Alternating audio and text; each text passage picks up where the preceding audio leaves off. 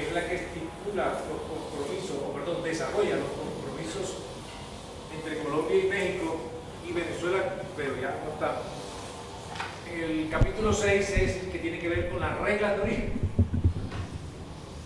Y el capítulo 7, los procedimientos para hacer las investigaciones, la IAN, otra entidad que investigue origen.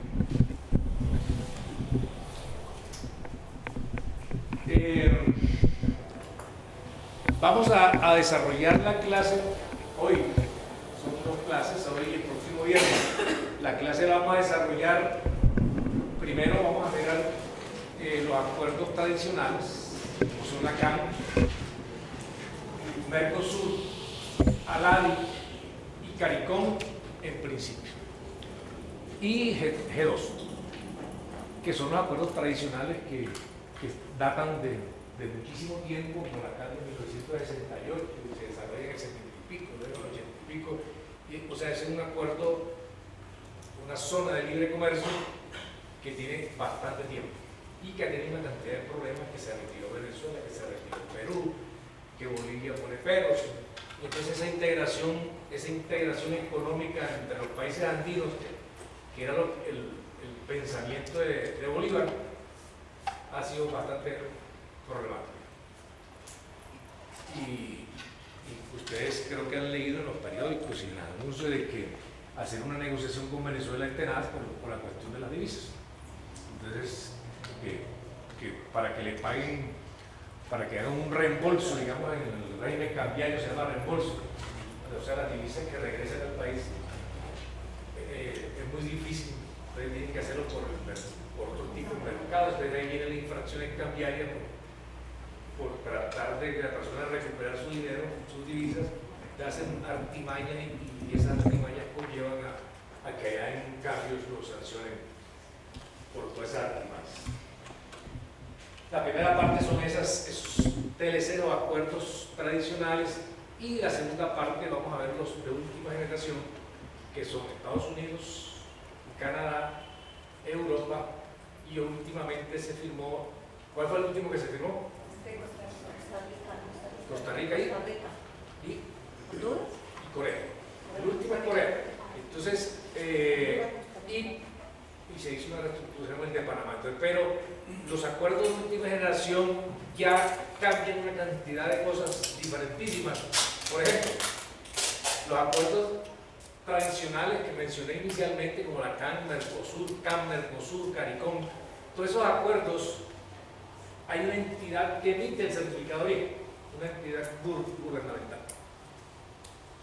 Hoy, los de última generación, y ojo que lo que voy a decir, porque nosotros estamos acostumbrados, nosotros los funcionarios, fiscalizadores, liquidadores que trabajan en la jurídica o en carga o lo que sea, estamos acostumbrados a ser fiscalistas, y la facilitación del comercio la vemos como dicen, no, ¿cómo así que vamos a dar la papaya en la llave? Entonces los acuerdos de última generación cambiaron el paradigma y dijeron, de ahora en adelante usted mismo autocertifíquese. Entonces los certificados de origen, que es la prueba reina para saber si la mercancía es o no es originaria. Pero ¿para qué me interesa a mí si la mercancía es originaria? ¿Para qué? ¿Quién me puede decir? Para la reducción de beneficios. Correcto. Entonces, la determinación si una mercancía es o no es originaria es para ver si esa mercancía goza de una preferencia arancelaria. Y esa preferencia arancelaria puede ser si se eliminó el gravamen o se redujo, porque puede ser que se haya eliminado. Entonces, si vamos al acuerdo con Estados Unidos, el acuerdo se llama APC, o sea, Acuerdo de Promoción Comercial, APC. Los otros se llaman TLC, los otros se llaman acuerdos, los otros se llaman ACEP. Entonces los ACEP son acuerdos de complementación económica. Ese es otro tipo de acuerdo. Entonces, ACEP, APC, Acuerdo de Promoción Comercial. Eso es el único nombre que tiene Estados Unidos. Perdón, lo tiene con Estados Unidos. Y estos acuerdos de última generación nos obligan a que nosotros cambiemos el chip. Es decir, señor, autocertifíquese. Pero ¿quién se autocertifica? El importador se puede autocertificar y él diligencia y suscribe el certificado de origen. Y esa es la prueba reina para saber si es. Pero vamos a ver al final, yo creo que un curso de origen que es tan extenso, voy a tratar de ver cómo hago para dictarlo en las dos charlas, porque es muy extenso. Pero al final tengo programado mirar 4 o 5 casos. Yo puse ahí en la diapositiva 3 casos que hemos resuelto en la oficina, para que usted vea cómo lo resolvimos nosotros, esos casos en que se hizo verificación de origen. Y las verificaciones de origen, cuando decimos cambiamos el chip, ese chip no hay que cambiarlo dando papaya tampoco. ¿Por qué? Porque si nosotros cambiamos el chip y decir, sí señor, autocertifíquese, haga lo que usted, la norma le está diciendo, porque la norma es la que le da potestad para que él se autocertifique, y el ADIAN creó un modelo, porque tampoco el acuerdo con Estados Unidos creó un modelo.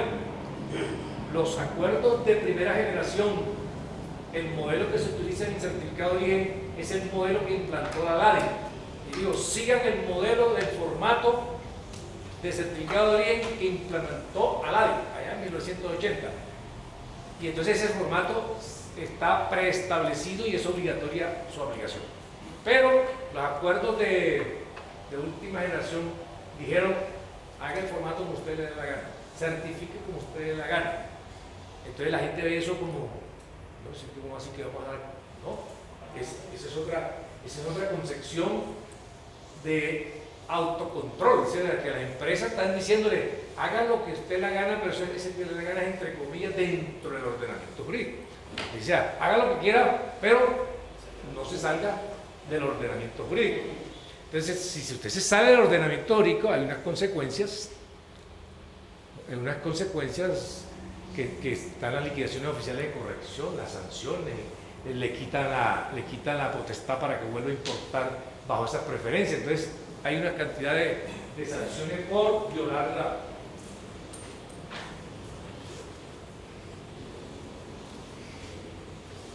Bueno, el temario, vamos a ver los objetivos primero. Que nos trazamos en este curso, unos objetivos que vamos a decir los cumplimos, son bastante amplios. Voy a tratar de cumplir cada objetivo y vamos a ver unas generalidades, acuerdos y esquemas vigentes, propiedad digna, la asociación de la RADI, el G3, que ya no se llama G3 sino G2, Cámara del Sur, otros acuerdos. Dentro de esos otros acuerdos están los de última generación, que son Estados Unidos, Europa y Canadá, y Panamá, Corea, que se han suscrito y firmado últimamente. Vamos a ver qué dice la legislación nacional con respecto a estos, y tendríamos que hacer un análisis bajo la vigencia del decreto 390. ¿Todos saben qué es el 390? ¿Sí? ¿Sí? Bueno, el 390 es el nuevo estatuto de la ley. Antes se llamaba 2685, pero en las investigaciones que llevamos en la oficina estamos aplicando 2625. Y el 390 hay unos artículos que están vigentes y otros que no están vigentes, y ahí se formó, con la vigencia escalonada, se formó un desorden. Entonces allá en el artículo 674, donde dice vigencias, tiene 3 numerales. El numeral 1 dice: todos estos artículos entran en vigencia con la publicación del 390. Entraron inmediatamente en vigencia con su publicación. El numeral 2 dice que los demás que no están en el primero, entrarán en vigencia, ¿cuándo? Dentro de 180 días. Ahí dice 180, no 6 meses. Entonces, dentro de 180 días. Y el tercer numeral dice que los que estén supeditados a que el sistema informático los reglamente, hay que esperar 2 años para que la DIAN haga las inversiones pertinentes para adecuar el sistema. Entonces tenemos 1, los que están vigentes; 2, los que van a estar dentro de 180 días; y 3, los que están supeditados al sistema. Y dentro de eso están muchos artículos que vamos a tocar hoy. Entonces yo tengo una diapositiva, la norma vieja, que fue cuando nos viaja, digamos, al 2285. Pero cuando hagamos una acotación, diremos, en el nuevo decreto dice otra cosa. Que entre otras cosas me parece, me parece que el 390 es un avance bastante grandísimo en la redacción de la norma, en la técnica jurídica. Mejor dicho, que yo felicito a los que hicieron, que cometieron una cantidad de embarradas ahí, pero, perdón, la estructura de esa norma es mucho mejor que la del 2285, que la del 1909 y que la del 2666. O sea, hay un avance en la estructura jurídica de la norma, pero se cometieron errores que no se debieron cometer. Bueno, y vamos a ver las mercancías que salen de zona franca sobre el origen, que si cumplen el origen, cuáles son los requisitos. El primer objetivo es introducir a los participantes en la temática del origen. Como dije al principio, es un tema bastante extenso, no es difícil, sino muy extenso, grandísimo, por medio de la incorporación de conceptos básicos y fundamentales más comunes en los acuerdos y en los PLCs. Esta diapositiva está grabada aquí en este computador, en el escritorio. Los que trajeron USB, al final de la clase, con mucho gusto se la grabo. Conocer lo que es integración económica. Identificar la pirámide de integración. Brindar un instrumento conceptual y metodológico para la aplicación de la regla DIN para ABC, Colombia y Estados Unidos. Como es tan extenso el tema, voy a hacer una profundización sobre Estados Unidos. Fue el tema que escogí. En la profundización que voy a hacer, porque yo estoy diciendo que son muchísimos acuerdos. Está Canadá, está Europa, Panamá. ¿Qué escogí yo como tema central de la charla? Estados Unidos. ¿Por qué? Porque es el que está en el boom de moda y es el que están utilizando los contrabandistas técnicos para meter mercancías chinas, panameñas y de todo el mundo de la triangulación y hacerla pasar como si fueran originarias de Estados Unidos. Ya tenemos expediente en la oficina donde están, y los compañeros, no sé, compañeros aquí de operación aduanera o del aeropuerto, que ese es el gol que nos están metiendo. Cuando yo dije cambien el chip, cambiamos el chip para asimilar la norma moderna. Las normas van avanzando en el mundo hacia la modernidad, pero nosotros los controladores, los que somos facilitadores del comercio, tenemos que tener instrumentos para controlar y estar preparados.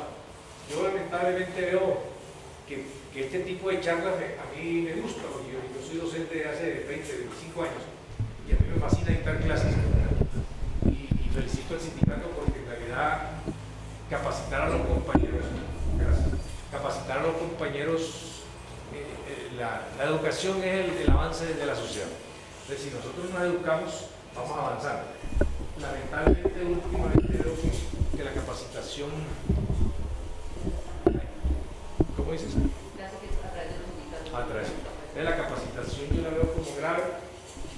Entonces, por ejemplo, el 390 casi nadie lo conoce muy bien. A mí me mandaron allá al nivel central, me mandaron a ayudar a una reglamentación y me di cuenta que los que estábamos reunidos, no todos habían leído bien el 390.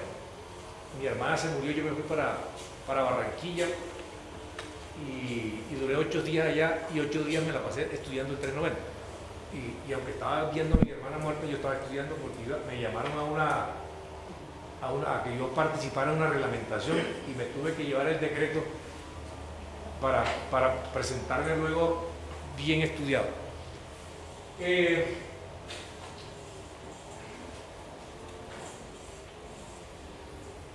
Otro objetivo es identificar y comprender los criterios de calificación que plantea el capítulo 4 de Estados Unidos. Entonces vamos a analizar que casi todos los acuerdos de última generación, las normas de origen están en el capítulo 4. El que dije la ley 172G2 está en el capítulo 6 y 7. Conocer y aplicar adecuadamente el test de origen para evaluar correctamente el origen de las mercancías. Hay un pequeño test. No, doctor. ¿Qué más, Carlitos? Bien, hijo. Hay un test que usted se hace, con ese test hace una pregunta y puede identificar si la mercancía o no es original. Conocer los procedimientos para realizar la certificación de origen. Concientizarse de la responsabilidad que implica la certificación de origen de una mercancía. Lógicamente que el responsable directo de una errónea clasificación, de una errónea aplicación de un origen que no es y que no aplica el origen y lo que llamamos triangulación, que cogen la mercancía de otra parte y la hacen pasar como si fuera originaria de México, si fuera originaria de Estados Unidos o de otro tipo. Entonces llaman triangulación. Entonces tengo un caso de la vida real de un expediente donde se trae unos cigarrillos de Chile, y en Chile es un expediente que manejaron ustedes también en representación externa, donde los cigarrillos hacen pasar que el tabaco es originario de Chile. Pero sucede que no era totalmente originario de Chile, sino que se trajo tabaco de Argentina y se hizo pasar como si fuera originario. Tuvo una triangulación ahí, se hizo la investigación y las sanciones fueron tenaces para esa empresa.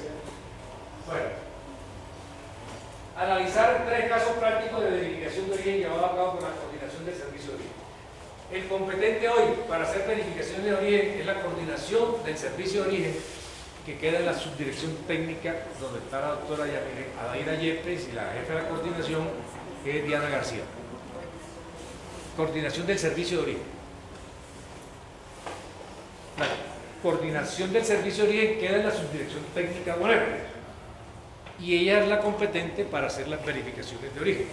Entonces, dentro de esos casos que voy a exponer ahí prácticos que hemos resuelto en la oficina, y uno aprende más rápido con un caso práctico que con la teoría que yo les voy a enseñar. Entonces yo les voy a enseñar unas diapositivas teóricas y cuando salgan de aquí lleguen a la casa y hacen todo lo que yo digo, porque no es fácil asimilar el conocimiento en una charla, sino que se necesita coger el expediente, armarlo, foliarlo, llenar la hoja de ruta. Entonces cuando usted llena la hoja de ruta y arma el expediente, usted está aprendiendo y empieza a aplicar la norma, empieza a redactar un REA, redactar un requerimiento especial aduanero, nace en fiscalización y luego pasa a liquidación. Los compañeros de liquidación ya tienen que conocer los descargos del investigado. Entonces va a presentar descargo, ya la jurídica va a resolver un recurso, pero el que armó el expediente fue el de fiscalización. Y armar un expediente de esto se gasta unos 4, 5, 6 meses recaudando pruebas hasta que tenga todo el material probatorio para poder decir ya tengo para armar el requerimiento especial aduanero. Armar un requerimiento, por eso hay que felicitar a los compañeros de fiscalización, que son los que nos dan el insumo a liquidación y a la jurídica para que nosotros tengamos trabajo. Bueno, esos casos prácticos, hay unas empresas, o se han montado empresas.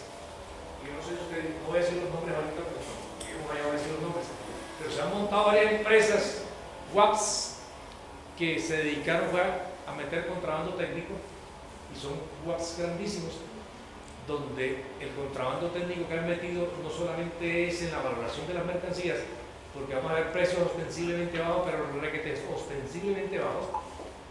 Ayer estábamos mirando un expediente que declaran medias a 0,0070.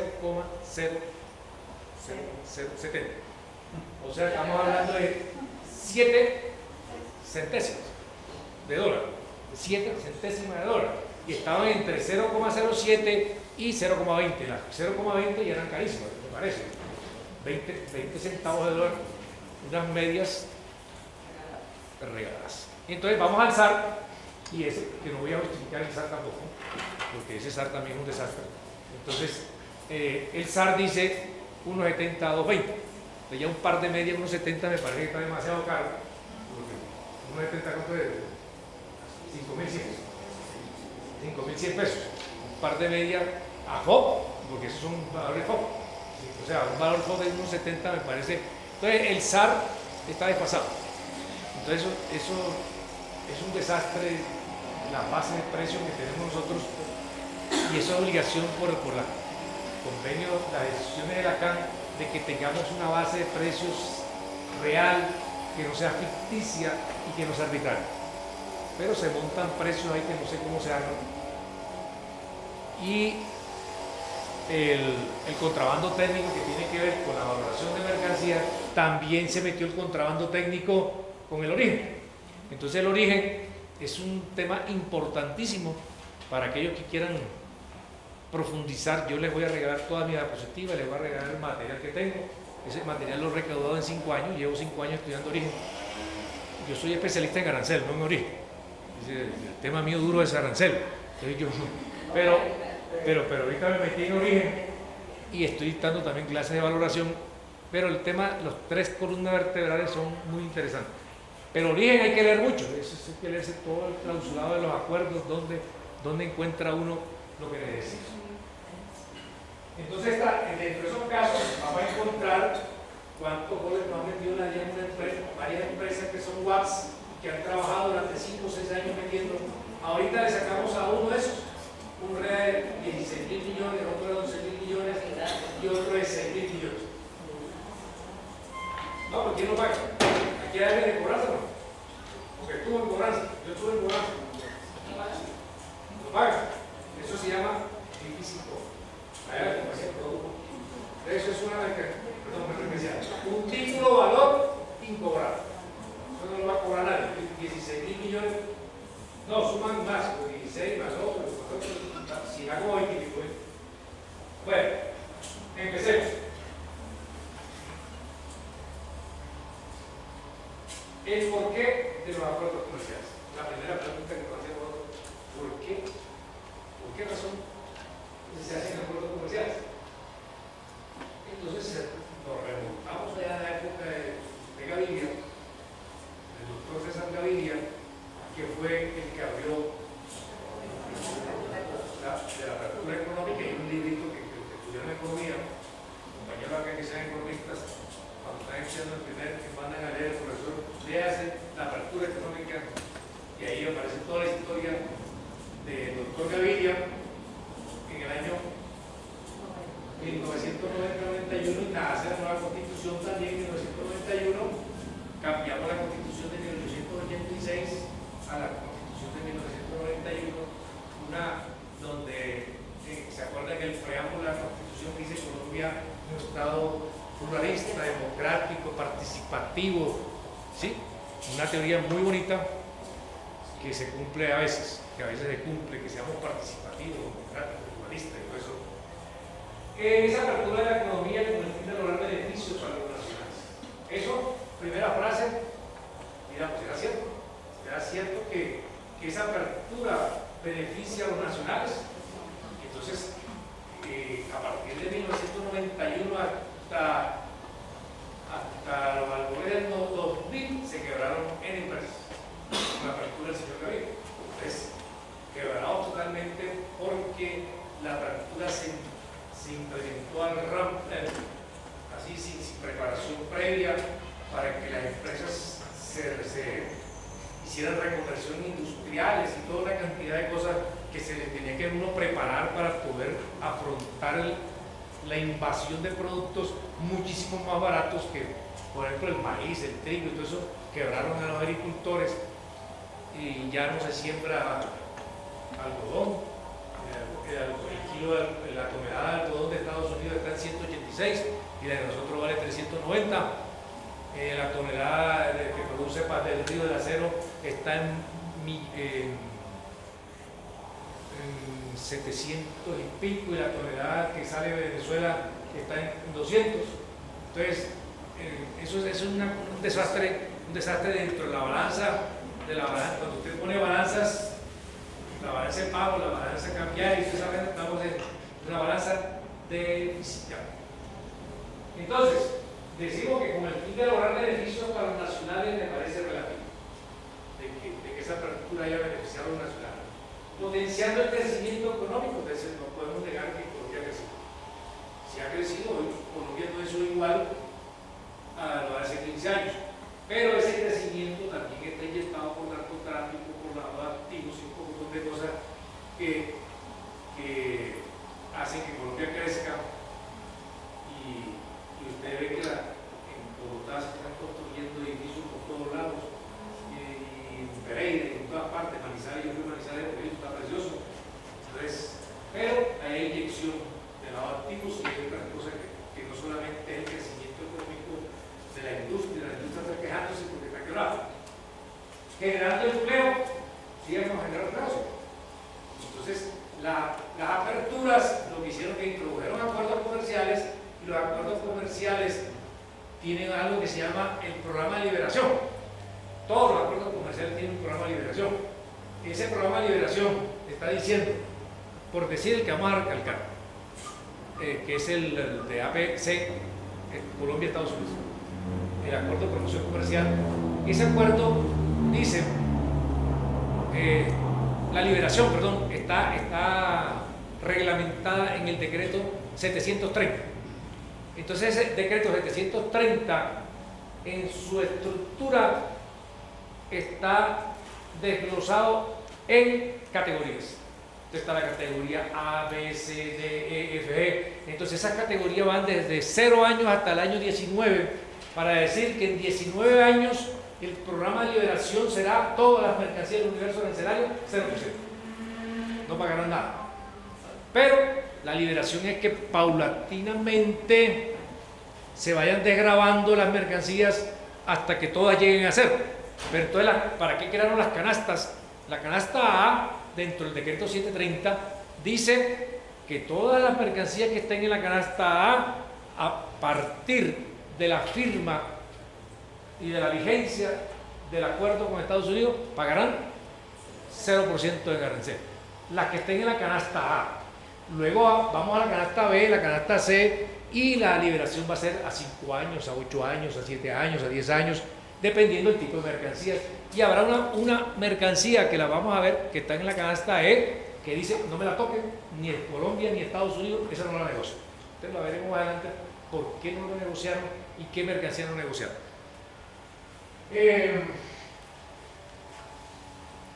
Buscando eficiencia en el aparato productivo. Entonces, ¿qué pasa? Cuando hablamos de eficiencia en el aparato productivo, los acuerdos comerciales sirven, en teoría y en la práctica, para muchas empresas, para los grandes capitalistas, para hacer reconversión industrial. Entonces, Coltejer, Fabricato y muchísimas empresas hicieron reconversión industrial, cambiaron toda la maquinaria obsoleta y trajeron maquinaria moderna, con 0 arancel, de Estados Unidos y de Europa y de otras partes. Y eso se llama reconversión industrial. Entonces,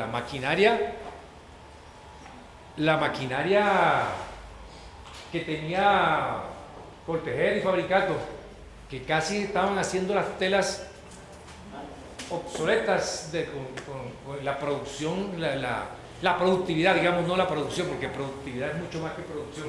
La productividad estaba afectada con relación a la competencia externa, y modernizar las máquinas, se traen máquinas modernas, computarizadas, que solamente le meten unas tarjetas, y esas tarjetas, un software va a decir que la tela haga eso que tiene esta tela que tengo yo, y que tenga los cuadros aquellos, o sea, todo computarizado y a velocidades, mejor dicho, miles de metros cuadrados por segundo.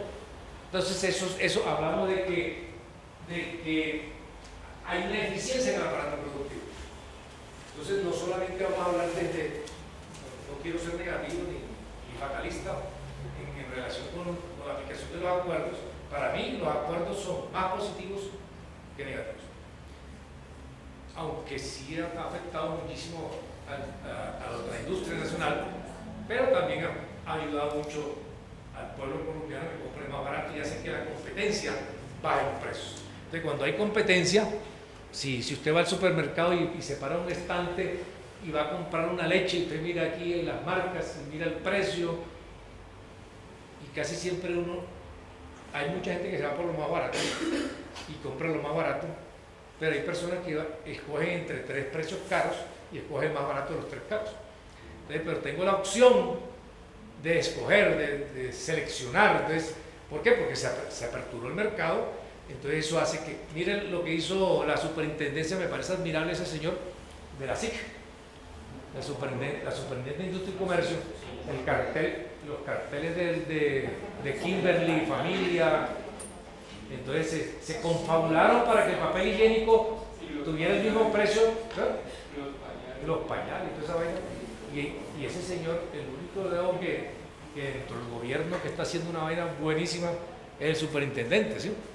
Bueno, permitiendo acceso a productos variados con precios más bajos y en general buscando competitividad y desarrollo. Entonces, esa es la filosofía, o sea, la parte filosófica de los acuerdos es esa, que está ahí. Y se dice como yo desglosé cada parrafito, pero si usted quiere durar media hora hablando de ese párrafo, puede durar media hora. Los que son economistas me ganarán. Yo soy ingeniero químico, no economista. Bueno.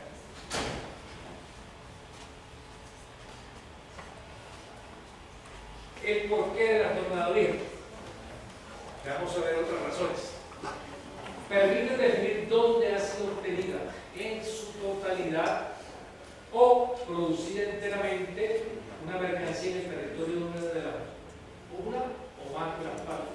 Es decir, de dónde es originaria. Ese es el quid de este curso. De saber, cuando usted salga aquí y diga, José Luis Simense me transmitió el conocimiento de que yo sí sé ya cómo determinar si una mercancía es originaria. Ese es el objetivo básico de este curso. Que usted aprenda una cantidad de reglas, o al menos conozca una cantidad de reglas, porque aprenderlas, les dije, es la experiencia. Eso lo aprende uno aquí con experiencia. Pero la transmisión del conocimiento hace que las personas se despierten y empiecen a leer, a investigar, porque este tema espero que no termine aquí, sino que ustedes lo profundicen. ¿De dónde es originaria? Ahora, me permite definir dónde ha sido obtenida, porque si la mercancía fue obtenida totalmente en Estados Unidos, es originaria de Estados Unidos.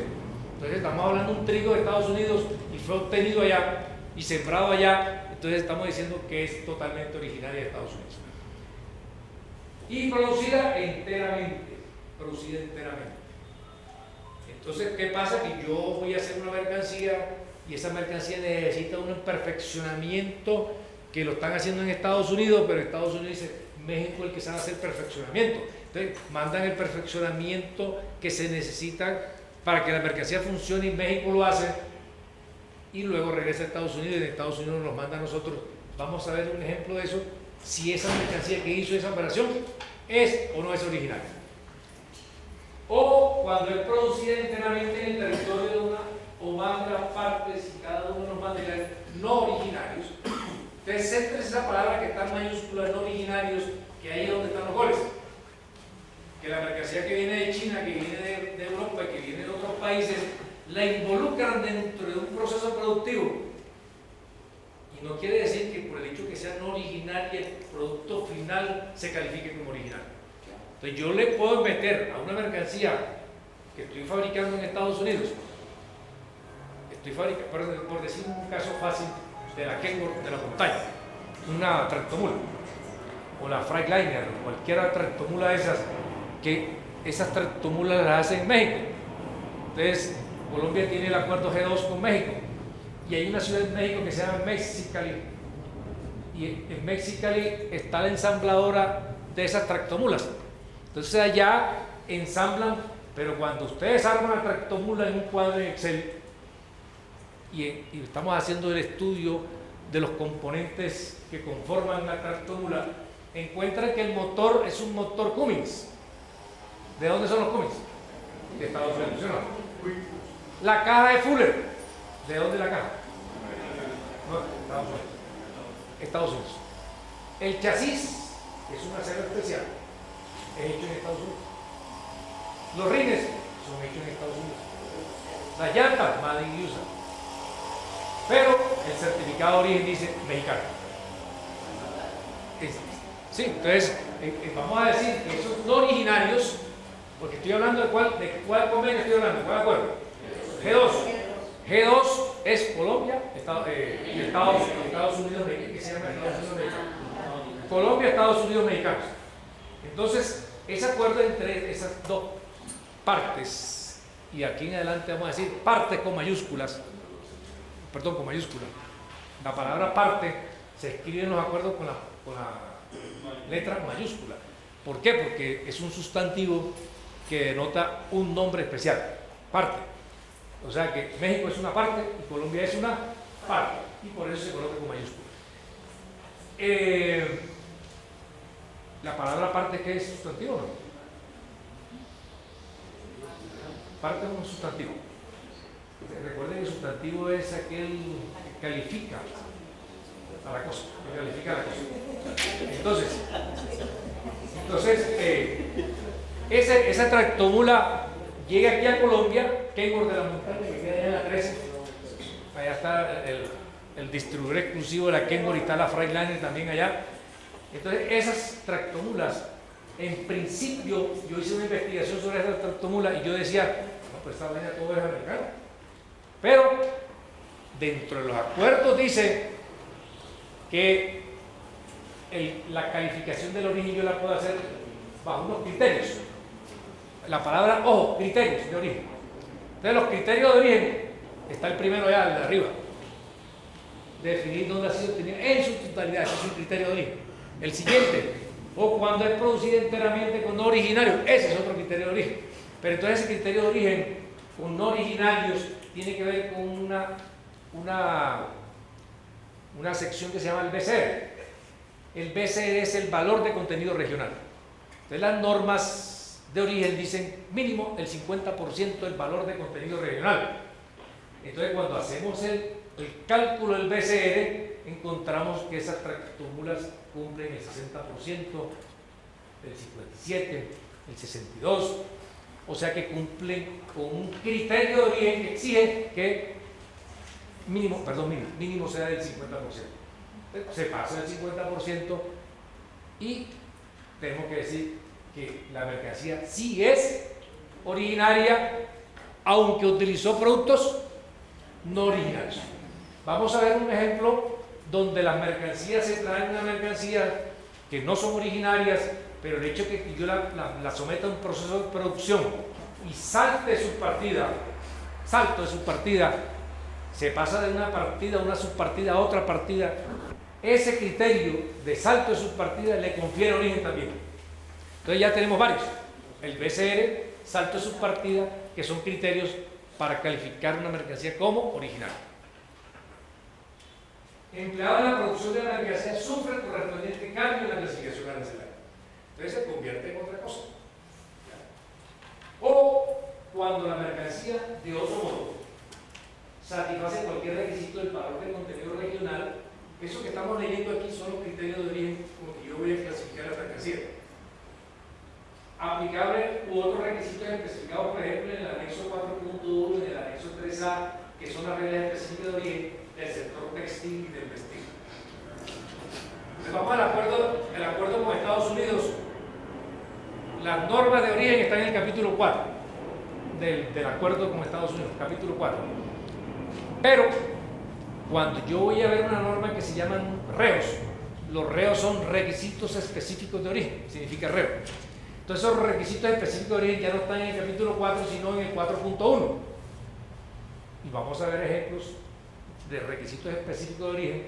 Vamos a ver bastantes ejemplos y con el ejemplo se entiende la norma. Porque la norma teórica es difícil entenderla si no digo un ejemplo.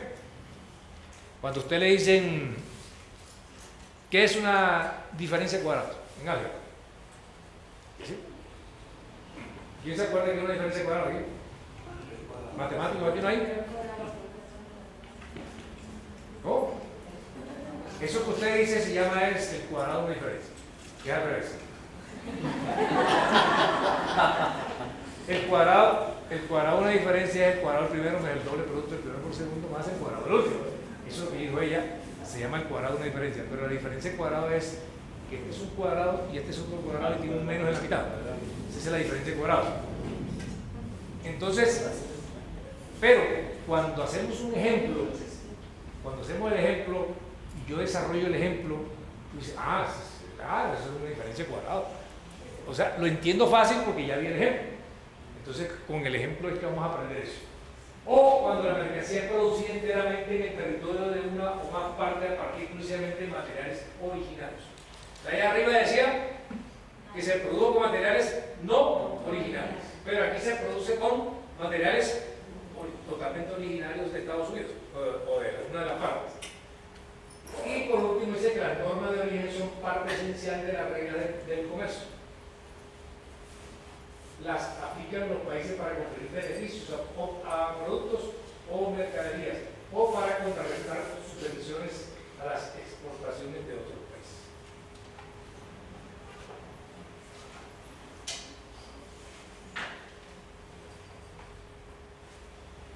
¿Qué beneficios presenta el acuerdo de promoción comercial de Estados Unidos para el sector textil confección? Que es uno de los que más ha afectado la apertura al sector textil. Nosotros compramos, si cada uno se mira, hoy, automírese, y dice, esta chaqueta que yo tengo, se la compré en otro lugar. ¿Sí? Entonces, estoy comprando nacional o no. Pero otro compañero le dice, no, la mía es Hugo Boss. Entonces, esta me costó 300.000, Hugo Boss vale 1.800.000. Una chaqueta parecida. Entonces, hay una competencia en que la gente que le gusta comprar marcas y pagamos por Hugo Boss. Esta chaqueta parecida a la que yo tengo me costó 300, pero el Hugo vale 1.800.000. Pero la gente dice, Carlito, mira qué dice.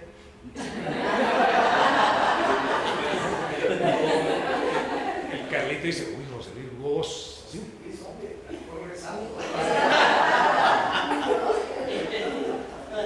Entonces, esa desgravación inmediata, degradación inmediata del sector textil, inmediatamente proteger, fabricantes y todo brincaron, pero el acuerdo simplemente. Y así pasó. Existencia de una salvaguardia que solo podrá ser invocada durante los 5 primeros años de vigencia del acuerdo. Eso ya es algo positivo, que solamente durará 5 años la salvaguardia. Vamos a ver entonces qué es una salvaguardia, qué son derechos compensatorios, y aquí, por eso el primer objetivo que yo puse fue, ¿se acuerdan? Me tengo que devolverlo. ¿Ah? No, objetivos que yo tracé. Que íbamos a conocer conceptos básicos y fundamentales. Ese fue el primer objetivo que yo tracé. Conocer, ¿por qué? Porque si yo no sé qué es un producto intermedio, qué es un de minimis, no sé qué son productos alternativos, ¿cómo voy a aprender origen si no me sé los conceptos básicos? ¿Sí? Bueno, cooperación entre las partes, Colombia y Estados Unidos para prevenir ilícitos aduaneros. Entonces hay un convenio Estados Unidos-Colombia, la doctora Diana García, Diana Alexandra García, la jefa de la coordinación de origen, con otras compañeras que están ahí, otros compañeros se fueron a Estados Unidos a investigar a una empresa que nos ha metido goles como usted quiera, que se llama Belbrook. ¿Sí la conocen o no? Un WAP grandísimo, que ese WAP viene de Sonoprinter. Entonces, Sonoprinter fue otro WAP que metió miles y miles de millones de pesos y se fueron contentos y nadie le ha podido cobrar a Sonoprinter y nadie le va a poder cobrar a Belbrook, porque la falla está en que este man que usted tiene aquí al frente es un sobreviviente de un cáncer. ¿Sí? Yo salí del cáncer, allá con mi amiguita que con sus oraciones colaboró en que yo me salvara. Me descubrieron el cáncer a tiempo, y entonces José Luis está otra vez vivito y coleando. Pero sucede que el cáncer que implementa Sonoprinter, que implementa Belbrook, él va carcomiendo la economía y nosotros lo estamos mirando, ¿sí? Nosotros los funcionarios. Estamos observando de que esa empresa todos los días funciona ahí y que esa empresa duró 6 años, Sonoprinter duró 6 años metiendo todos los burros que usted quiera y Belbrook llevó 5 años y otro que se llama Yeteca, por ejemplo. Entonces Yeteca metieron todo el contrabando técnico de textiles y de todo eso con origen, o sea, haciendo triangulaciones. O sea, toda esa mercancía que ellos traen son chinas y la hacían pasar como México y como Estados Unidos. los de Yeteca todos están presos. El gerente general, el representante, el contador, todos los metieron presos. Es la única empresa que...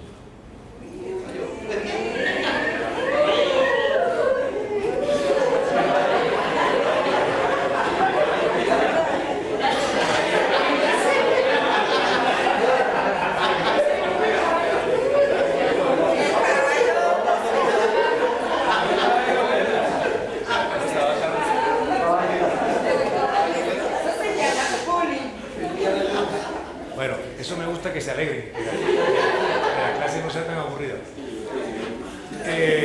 Una clase esta es bastante pesada, entonces es necesario que nos reigamos. No, cada 10 minutos. Porque si nos reímos no avanzamos. Entonces estas empresas trabajaron con el origen de las mercancías. ¿Qué? Ya están todos presos todos. Es la única que han metido preso, Belbrook, y los otros no. Pero parece que Belbrook va para allá. Parece. Sí. Entonces, la semana pasada sacamos un expediente de Belbrook que dije yo 16.000 millones. Pero ¿quién cobra esa vaina? Nadie. Tenemos que hacer un encargo aquí de todo este grupo para cobranzas. ¿Ah? No, eso ya no tiene tiempo. Mira, yo me acuerdo que yo visité Sonoprinter, creo que fui con el doctor, fuimos allá a Sonoprinter, y el Sonoprinter allá en la 13, ¿se acuerdan? Y la oficina tenía 6 metros cuadrados. Y las operaciones de Sonoprinter mensualmente eran 3.000 millones, 2.000 millones, y una oficina de 6 metros cuadrados. Y con una gerente que no tenía ni idea de que ella era la gerente. ¿Pero usted es la gerente? Yo creo que sí. Bueno, le sacamos 4 reas, ¿no? Le sacamos como 20 reas y todas eran de 3.000, 5.000. Pero eso está allá en cobranza, y los más de cobranza diciendo estos más nos mandaron un título ejecutivo que no sirve. Bueno, y entonces esa cooperación que habla ahí, cooperación entre las partes para prevenir el ilícito, la doctora Diana Alexandra García se fue con otros compañeros de Estados Unidos y visitaron 14 empresas que presuntamente eran los productores de los textiles. Y vaya sorpresa que esas empresas no producían esos textiles. No tenían, o sea, fueron a hacer una verificación. La verificación de origen se pueden hacer de diferentes formas. Vamos a ver aquí en el desarrollo de la charla, pero yo voy a adelantar. Una verificación de origen se puede hacer mediante cuestionarios. Se le formula un cuestionario tanto al importador como al productor exportador o productor y exportador. Hago esa diferencia porque es posible que un productor sea el mismo exportador, pero es posible que un productor no sea el exportador. Otro exporta y otro produce. Pero en la mayoría de los casos el productor también es el que exporta. Le fueron a los productores, la doctora Diana con su combo de gente, y encontraron que ese tipo dijo: no tengo ni idea, yo no expedí ese certificado de origen. Ese certificado de origen no es el formato que nosotros utilizamos. Esos sellos no son de nosotros. Esas firmas que están ahí no los conocemos. Pero falsificaron, digo yo que hay una presunta falsificación de los certificados de origen para hacer pasar una mercancía como original. Entonces, eso fue una forma de verificación de origen in situ. O sea, ya en el sitio. Fueron al sitio y las comisiones duraron un mes, ellos allá, y tienen que ir con contadores, que creo que fue, que trabaja en origen, se llama, bueno, ella tiene mucha experiencia en contabilidad, y empezaron a mirar, pero no hubo necesidad de mirar contabilidad, porque ¿qué contabilidad demuestro si yo no hice eso? Entonces sacamos los requerimientos especiales de enero, ese salió uno por 8.000 y pico millones. ¿Por qué? Porque la subdirección saca una resolución desconociendo el origen y nos las manda a nosotros a Aduana Bogotá Fiscalización para que saquemos el requerimiento especial de aduanero proponiendo una liquidación oficial de corrección. Entonces, ese tema de origen lo están explotando de los 3 años para acá, muy bueno. La doctora Adela Yepes con Diana García montaron un equipo de verificadores de origen. Ya ahorita llegó un insumo como de 6 empresas más. Va para reparto a los compañeros y están haciendo verificación de origen tenaz. Entonces los compañeros que trabajan en inspección y que trabajan en esos temas, abran los ojos porque es un tema bastante delicado para contrabando técnico. Y la cooperación con Estados Unidos es excelente. A esa visita que fueron Diana y Sandra, fueron asistidos y en presencia con la aduana de Estados Unidos, con impuestos de Estados Unidos, aduanas de Estados Unidos, entraron a la empresa con colaboración los funcionarios gringos allá a colaborar. Colombia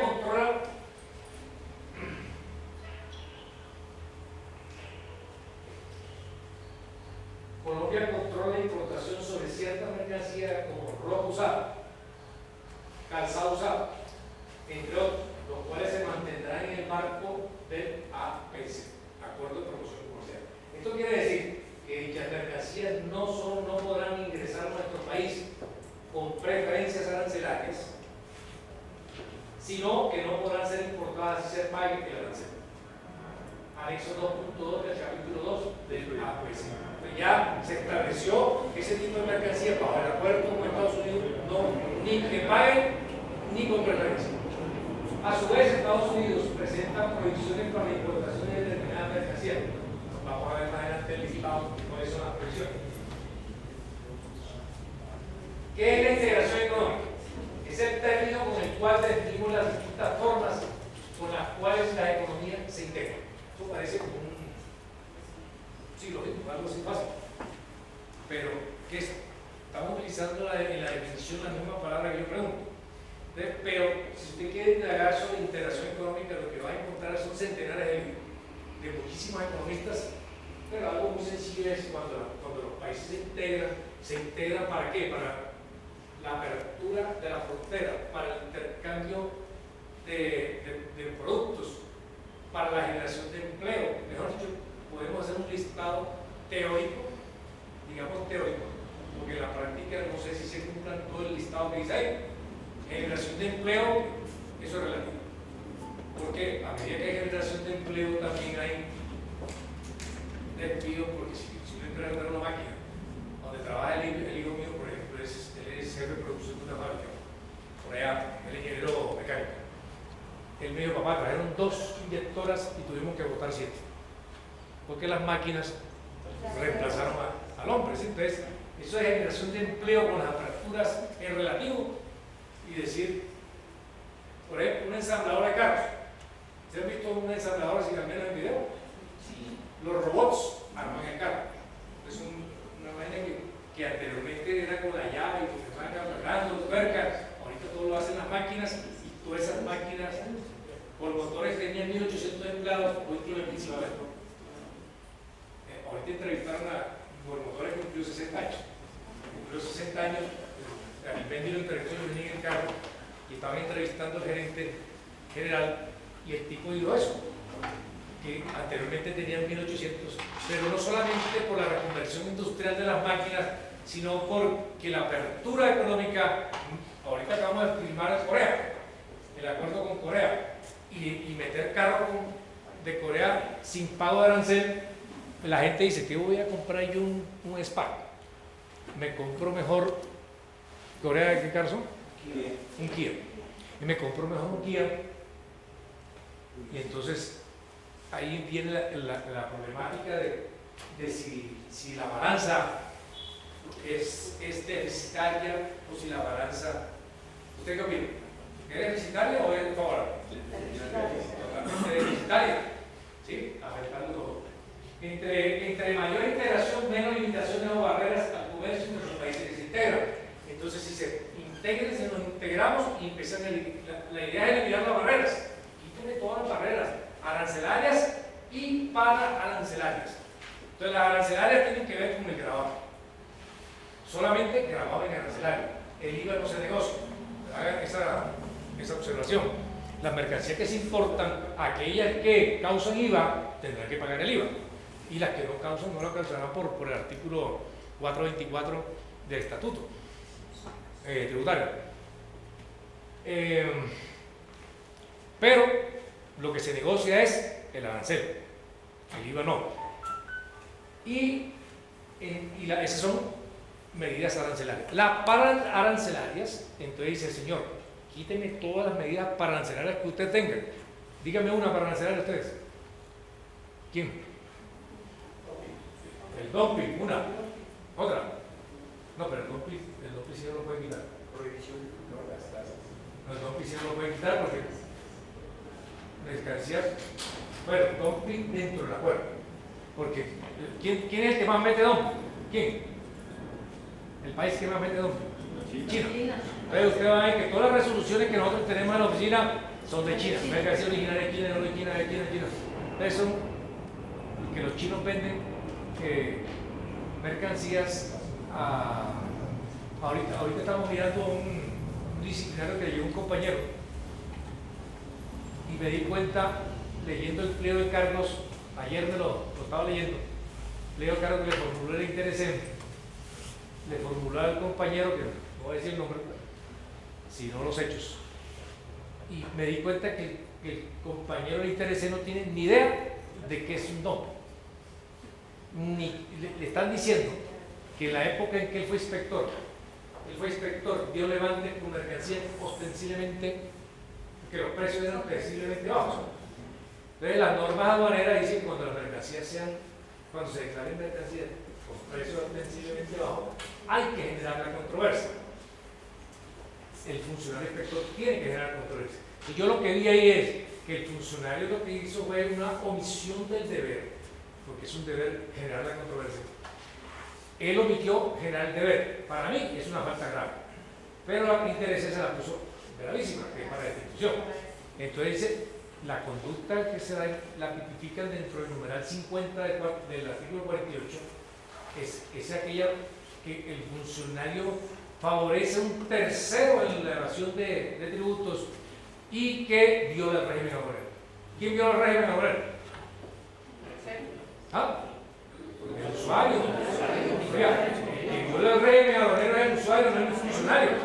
Entonces, le dicen que él violó el régimen laboral. Imagínate esa tipificación tan berraca. Pero sucede que esa mercancía tenía dumping. Y cuando las mercancías tienen dumping, ¿qué hace la resolución de dumping? ¿Qué hace? Restablece el precio vulnerado. Entonces dice, perdón, es que usted me está negociando el kilo, me lo está negociando a $5 y el dumping dice, negocialo a 180. Y entonces la diferencia es el ajuste. El funcionario dio levante y le hizo que no pagara el dumping. O sea, que hizo que pagara más que si le hubiera aumentado la base de gravamen. Y lo están casi destituyendo para un funcionario interesé, que me parece una falta de respeto que alguien no sepa qué es esa vaina. ¿Sí?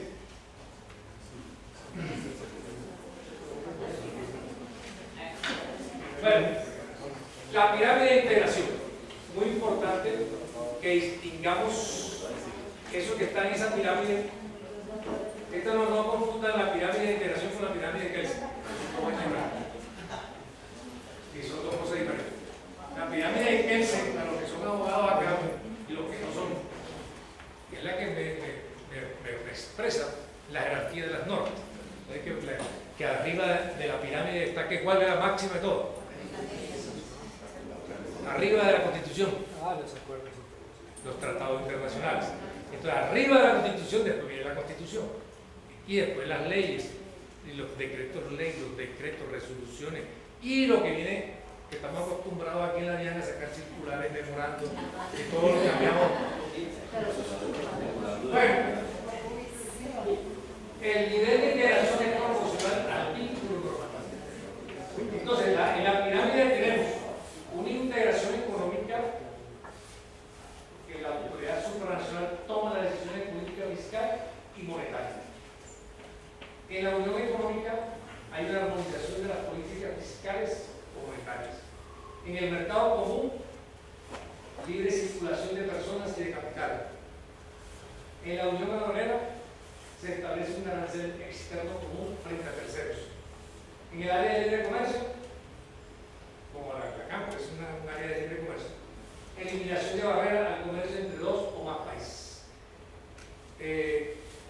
Voy a acelerar un poquito porque estoy atrasado y estoy viendo que están copiando. Yo les voy a regalar las diapositivas que están ahí en el escritorio. Creo que trajeron un USB. Entonces, bueno, ustedes se la ingenian del sindicato del sector. El doctor Tulio asignarle que se compromete el hombre.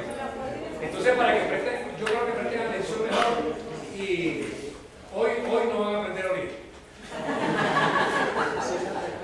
Yo llevo 6 años estudiando el tema y ya sé más o menos el 50%.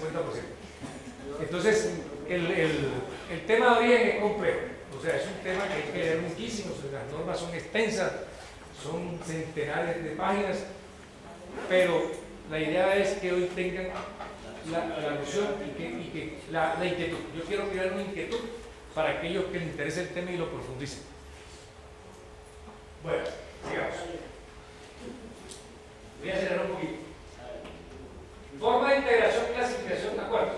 Hay acuerdos comerciales, acuerdos bilaterales, Colombia-Chile, Colombia-Argentina, acuerdos de alcance regional, acuerdos de alcance parcial, acuerdos de alcance parcial de complementación económica, lo que llaman AAPCE, los acuerdos de primera generación, como la CAM, Mercosur, CARICOM, y acuerdos de última generación, Canadá, Estados Unidos, la Comunidad Económica Europea, acuerdos multilaterales, como el de la OMC, la OMA, son acuerdos multilaterales, acuerdos plurilaterales, tratados de libre comercio, que se llaman los TBC.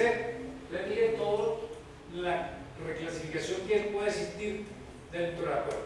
Es importante que yo sepa distinguir uno del otro. A mí me da la misma vaina que uno se llama así, el otro, pero lo que me interesa es cómo aplico la regla de origen. Para mí, para mi concepto personal, yo me puedo confundir y decir, eso es un acuerdo tal, y el otro me dice, no, se equivocó, eso no es eso. Claro que no, eso no es. Lo que me interesa a mí es lo que contiene el acuerdo, el clausurado del acuerdo que me va a servir a mí para aplicarlo prácticamente, ya sea como asesor externo o como funcionario del área. Bueno, acuerdo comercial. Entonces, un ejemplo de un acuerdo multilateral es el acuerdo que nosotros somos miembros de la OMC. La OMC es la Organización Mundial de Comercio. Entonces, ese fue suscrito allá el 30 de abril de 1995 y hicimos parte contratante del GATT desde el 3 de octubre de 1980. Recuerden que en valoración obrera, anteriormente decía el código de valor del GATT, ya no se llama el código de valor del GATT, sino código de valor de la OMC. Ya cambió el nombre, ya no es GATT, sino OMC. Unión de Aduanera, la comunidad tiene su unión de aduanera, suscrita por ahí en el año 69, esa es la de la más pucha que nosotros tenemos, y esa ha tenido los problemas. Yo tengo, además de todas estas diapositivas, tengo artículos y tengo historias y toda esa vaina dentro de unas carpetas para el que la quiera leer, toda esa vaina yo los regalo, que los he bajado de internet, historias de cómo la CAN ha evolucionado. Pero el objetivo de este curso no es echar historias, eso es cultura general y yo se la regalo para que usted la lea cuando esté en el baño. Acuerdo de libre comercio. Entonces, acuerdo de libre comercio es la de la Unión Europea, fecha de suscripción, ese es reciente del año 2012. Canadá, también reciente. Bueno, relativamente reciente, pero estamos hablando de 2008, es Japón. Acuerdos comerciales, donde tenemos el de Corea, Alianza del Pacífico, Costa Rica, la Asociación Europea de Libre Comercio, el Triángulo del Norte, que es Salvador, Guatemala, Honduras, el de Chile, México, Israel, ese está más reciente, en septiembre de 2013, y empezó a regir este año. La vigencia, se me olvidó colocarle. Acuerdos comerciales preferenciales, ya los preferenciales está Venezuela, que se salió de la CAN y entró a este acuerdo comercial que no sirve para nada. Colombia, Ecuador, Venezuela, dentro del Mercosur, CARICOM, que son los CARICOM significa países del Caribe,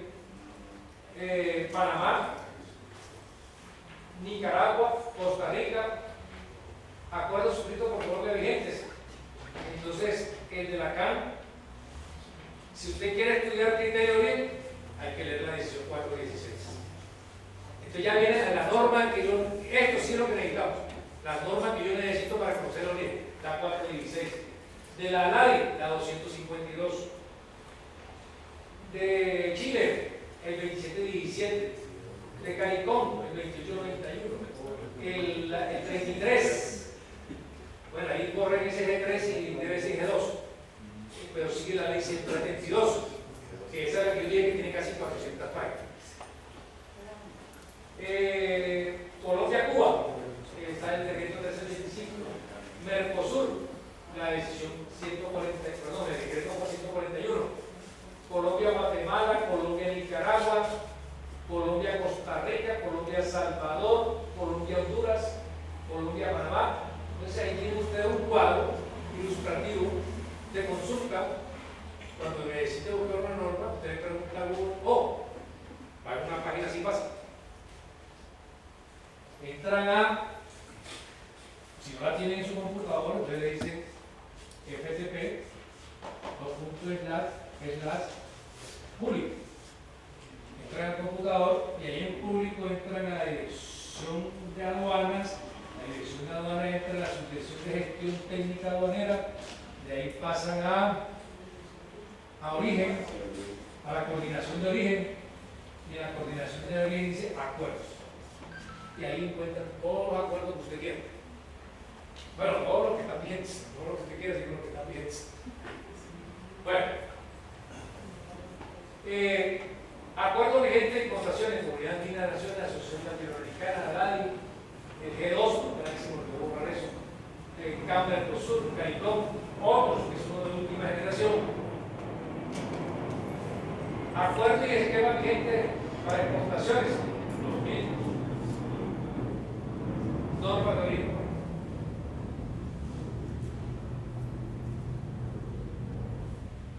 Antes de eso, de empezar, vamos a hacer un cuestionario. Ya voy a empezar la norma de origen, pero antes de empezar ya el tema de origen, voy a hacer un ejercicio en el cual ustedes se van a autoevaluar. ¿Qué saben y qué no saben? Para luego entrar a lo que no saben.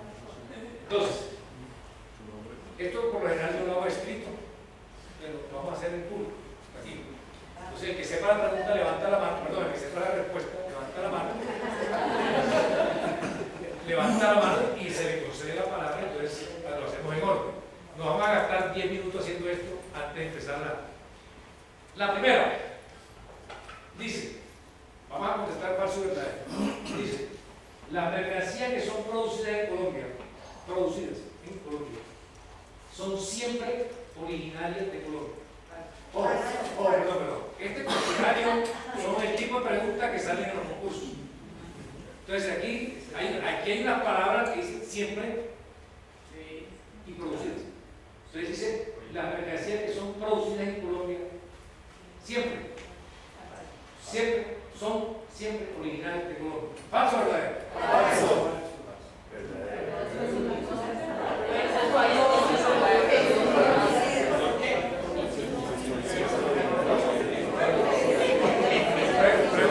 Pregunta de concurso, no es que la ceja que tenía blanca el caballo ese que se chipa.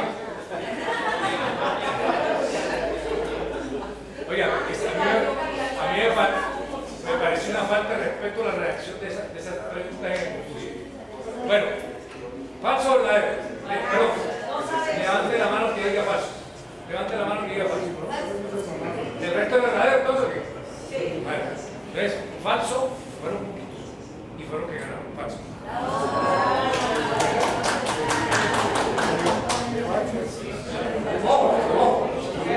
Perdón. Ya voy a explicar por qué. A ver, me vuelvo a la diapositiva. Aquí hay que usted tiene que estar pila porque las diapositivas las tienen que tener ahí en el cerebro. Hay una diapositiva por allá que yo no expliqué nada, sino que yo transcribí de una manera diferente los criterios de origen. Mercancías totalmente producidas, no enteramente obtenidas.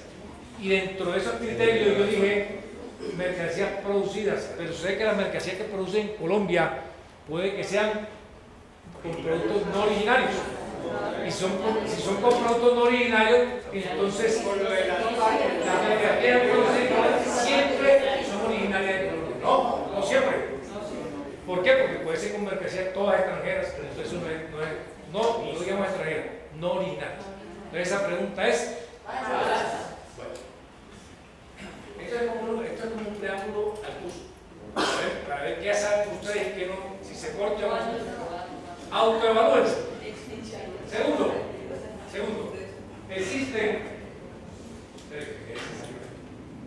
existen normas que no exigen que las mercancías sean originales, sino que sean resultado de cierto proceso productivo realizado en Colombia o en Estados Unidos. Para este tipo de casos es posible la acreditación a través de declaraciones juradas o affidavits proporcionados por el productor. Eso, para responderla, ahí tuvieron que haber leído bien. Pero yo estoy en un concurso y digo, mira, yo no la estudié jamás en mi vida. Nunca la hice. Entonces, esta es una pregunta que se va a responder con lógica, ¿sí? Entonces, cuando no sé, yo utilizo la lógica. Entonces dice ahí, existen normas que no exigen que las mercancías sean originales, sino que sean resultado de cierto proceso productivo realizado en Colombia. Eso que está diciendo ahí es cierto. Eso significa que mediante el proceso productivo es que yo le voy a dar a conceder el criterio de original, si cumple cierto proceso productivo. Para este tipo de casos, o sea, la que se va por el proceso productivo, entonces para mí creo que eso es lógico. ¿Y ustedes saben qué significa affidavits? Affidavits. Affidavit es una declaración fundamental. Una declaración fundamental. ¿Qué va a decir el productor? Juro solemnemente que esta mercancía es originaria de Estados Unidos. Eso es una affidavit. Entonces, esa pregunta entonces será falsa o verdadera. Será verdadera. Esa la estoy colocando porque para contestarla hay que saber origen, hay que haber leído. Pero yo la coloqué para decir, ¿será que alguien la puede contestar con lógica? La contesté con lógica, ¿sí? Diciendo que sí es verdadera. Vamos a la siguiente.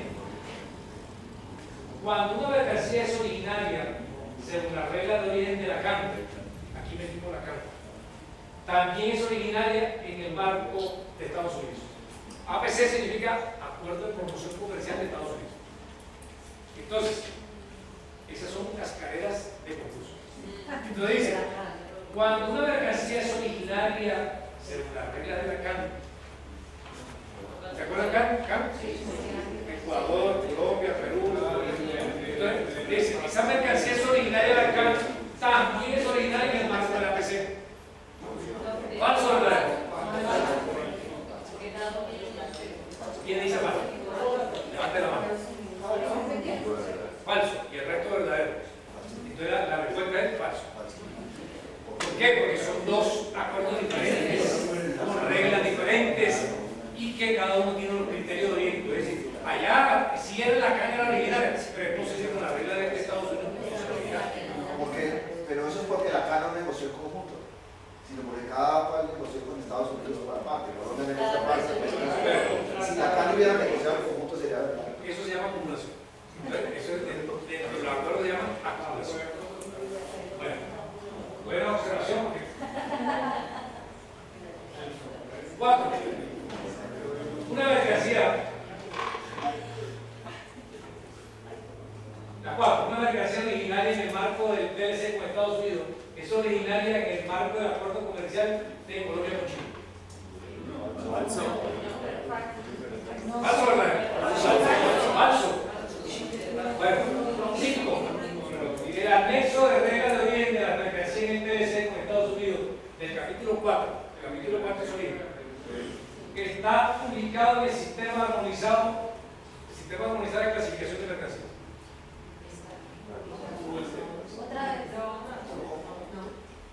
Yo le dije al principio que el acuerdo se negocia son partidas arancelarias y subpartidas arancelarias que tienen que ver con el sistema armonizado. ¿Sí? El sistema armonizado es el sistema que comprende la la partida, la subpartida y cosas. Le dice que el anexo de reglas de origen de las mercancías del interés de Estados Unidos del capítulo 4 está publicado en el sistema armonizado.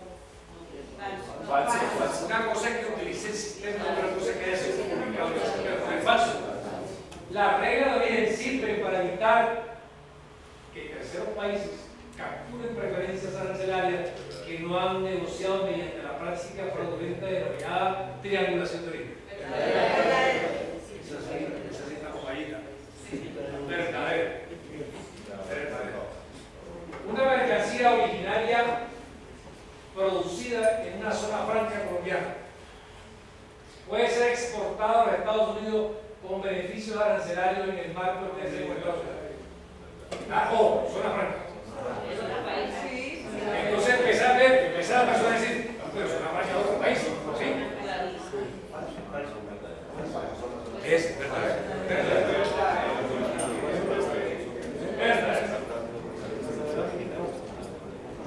¿Qué número que vamos? 8. Una mercancía no originaria no puede ser exportada. Falso. ¿Cómo que no la puede exportar? Sí. Pero hay gente que la contesta, ¿verdad?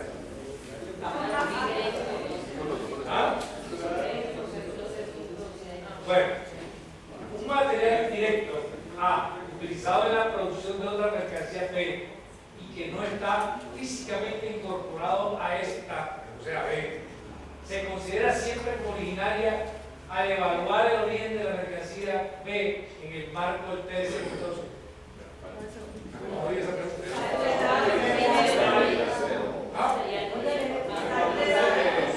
Dentro del acuerdo con Estados Unidos, vamos a ver que los materiales indirectos son las máquinas que utilizan y otras cosas que utilizan para producir material B. Entonces, vamos a decir que si ese material indirecto utilizado en la producción, pero ¿quién es el que está preguntando si es originario o no? ¿El indirecto o B? El directo. ¿Están leyendo algo? Un material indirecto A, utilizado en la producción de otra mercancía B y que no está físicamente incorporado a B, se considera siempre como originaria al evaluar el origen de la mercancía B. ¿A quién están evaluando ahí? No, pero ¿quién es el que yo estoy diciendo si es originario o no? B. Pero, ojo con la lógica. Entonces la lógica me dijo que yo voy a importar a B, a Colombia, a Estados Unidos, a B, pero para yo hacer B utilicé un material indirecto. Entonces quiere decir que sí es verdadero. O sea que ese B sí es originario al utilizar un material indirecto. Bueno. No está incorporado. No, pero se utilizó. Pero el que estoy calificando esa B no es indirecto. Décimo, una mercancía originaria de Estados Unidos en el marco del TSE por Colombia que realice un transbordo en Panamá, entonces sale de Houston, Texas, llega a Panamá y que no sufra otra actividad que de la descarga y carga y que permanezca bajo control aduanero, no puede acceder a los beneficios arancelarios cuando ingrese a Colombia. A eso venimos. A esa pregunta hay un veneno. ¿Ah? No puede. Ese no dañó la frase. ¿Sí? No puede.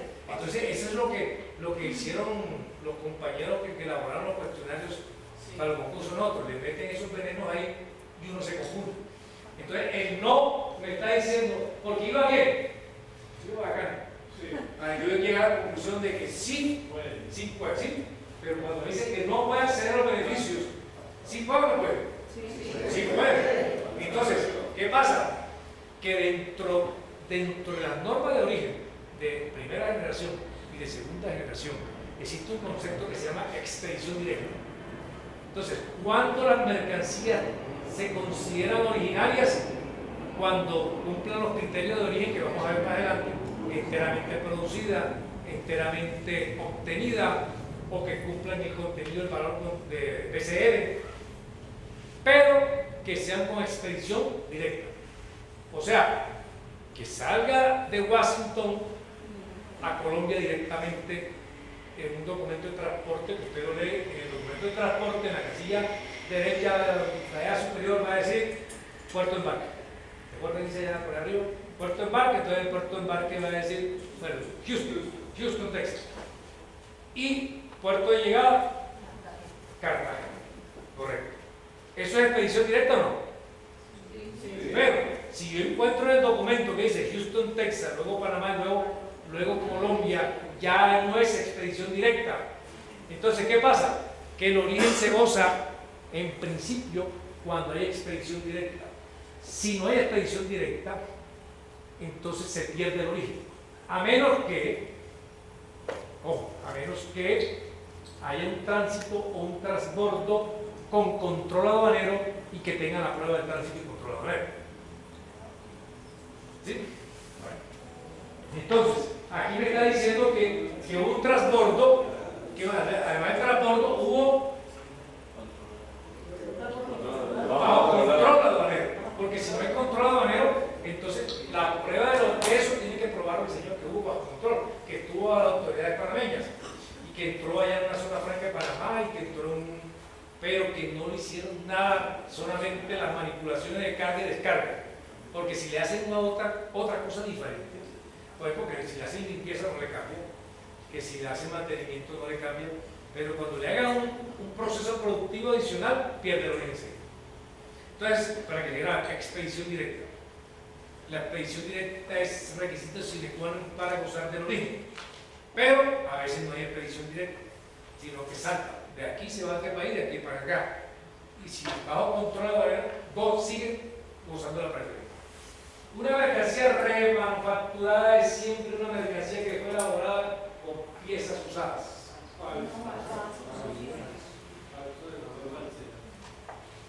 ¿Cómo remanufacturamos nosotros entonces? Con piezas Bueno, con piezas nuevas. a ver, yo tengo unos 30 computadores de aquí de la escuela. Cogí esos computadores, me los llevé allá a Xerox, los remanufacturan y los exportan a Estados Unidos. La misma palabra dice volver a hacerlos.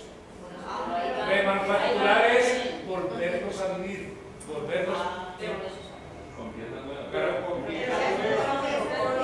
No, ya eso se llama ensamble. Entonces, perdón, remanufacturar siempre está involucrado con algo usado. Entonces, que yo lo recupero, la palabra volver a hacerlo, ¿sí? Volver a hacerlo, que ya estaba hecho. La palabra ¿qué significa Otra vez. ¿Otra vez a qué? A manufacturarlo. Pero ¿qué quiere decir? Que ya estaba manufacturado, ya estaba hecho. Pero lo voy a volver a poner a vivir y que ese volver a vivir goce de la misma garantía como si fuera nuevo, dice la norma de origen. Entonces la norma de origen dice, si usted lo manda allá a Estados Unidos, de aquí de Colombia, las 20 computadores que Cero los remanufacturó, los puso nuevecitos otra vez y los exportaron, esas mercancías exportadas tienen que gozar con la misma garantía como si hubieran sido nuevas. Entonces la respuesta es verdadera. Pero bueno, o sea, si lo hicieran, vuelven a hacer esa remodelación, digamos, esa arreglo que le hacen ahí, pero le ponen una pieza nueva. Ah, sí, se puede poner nueva. Sí, también. Sí, le pueden poner nueva. De hecho, los repuestos tienen que Es siempre una mercancía que fue elaborada. No, pero no estoy diciendo con solo. No dice solo. No, pero siempre no está ligada a que solo sean usadas. Ojo que la frase no dice solo usadas. Ahí no dice solo usadas.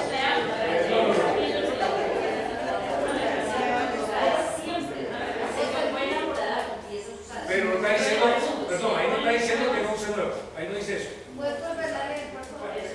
Ahí dice una mercancía remanufacturada es siempre una mercancía que fue elaborada con piezas usadas, sí, pero con usadas nuevas también. Pero ahí no quiere, ahí la frase no me está diciendo que no use nuevas. Siempre hay usadas, lo que está diciendo. Ojo, echan a uno. Bueno, damos la siguiente. Una certificación de origen en el marco de Estados Unidos solo puede aplicarse a un empate, a un solo.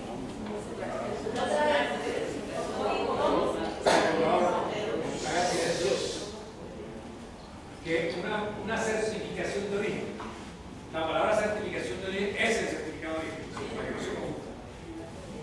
Una certificación de origen en el marco del PDC por Estados Unidos solo puede aplicarse a un empate.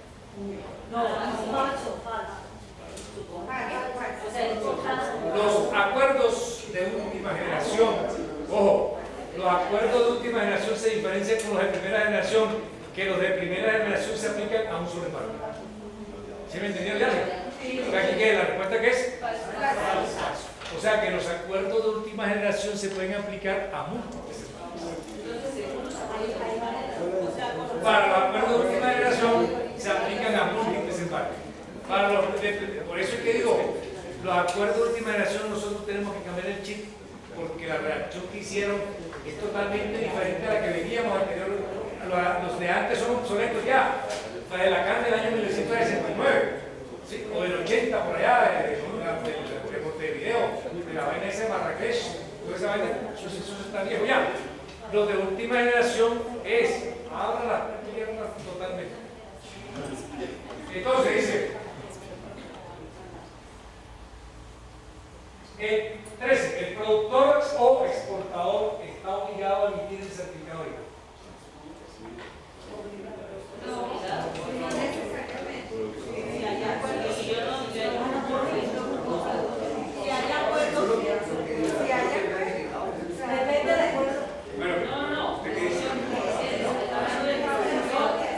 Esa respuesta es falsa.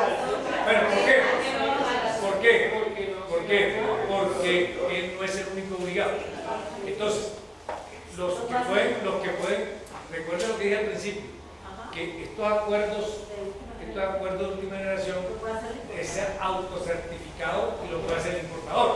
Entonces no solamente está obligado ese señor, sino que también la obligación la puede tener el importador. El acuerdo con Estados Unidos contempla solo la certificación escrita. ¿Falso o verdad? Ya la respondimos atrás, ¿verdad? Dijeron. El acuerdo de Estados Unidos contempla solo la certificación escrita. ¿Se acuerdan que hablamos de la affidavits? Entonces, ya esa respuesta estaba respondida anteriormente, porque además de la escrita también está la affidavits. La acumulación de procesos no está contemplada en el acuerdo con Estados Unidos. Para que entiendan. Sucede que tenemos 3 países que conforman el acuerdo. Y esos 3 países acumulan procesos productivos. Dice, el proceso, usted hace una parte del proceso, usted hace otra parte del proceso, y Colombia hace otra parte del proceso y la manda en Estados Unidos. Y de Estados Unidos viene a Colombia. Pero hubo una acumulación de procesos. Esa acumulación de procesos, dice la norma de Estados Unidos, que sí le conviene origen siempre y cuando los procesos se elaboren dentro de las partes. Si se elaboran dentro de las partes, por eso, si yo cojo y elaboro un proceso en Estados Unidos y otro proceso en Colombia y la reexporto, la reembarco a Estados Unidos para que ellos la exporten acá, le concedo origen por acumulación de procesos. ¿Pero de cuál país? O sea, puede empezar allá y acá se termina otra cosa. Listo, pero... O al revés, casi siempre al revés, que se haga algo aquí y allá le hacemos otra Pero cosa. como son varios, ¿de dónde sería? Si aquí hay un proceso, aquí otro y aquí otro, entonces son 3 procesos. ¿Usted qué dice de dónde lo vi? Entonces, como son 3 países... Está buena idea. ¿De dónde?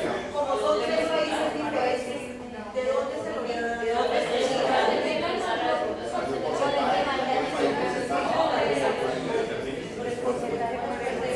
El origen es del que emitió el certificado de origen.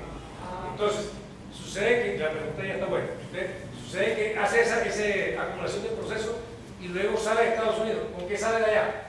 Con un text y con una factura. Y esa factura va a decir quién es el vendedor.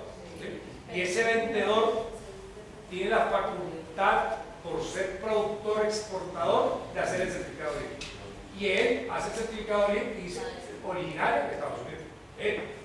Pero no, hay un expediente, perdón, un expediente, esa pregunta me acuerdo de un expediente que sacamos de la oficina. El expediente es una negociación entre Estados Unidos y Colombia. El productor está en Estados Unidos, no hay acumulación de procesos, sino solo el productor allá. Y el man produce y manda la mercancía a Colombia. Y el certificado de origen lo emitió un man en China. ¿Quién es en China? El exportador. Entonces, hoy los exportadores no tienen que estar donde está el productor.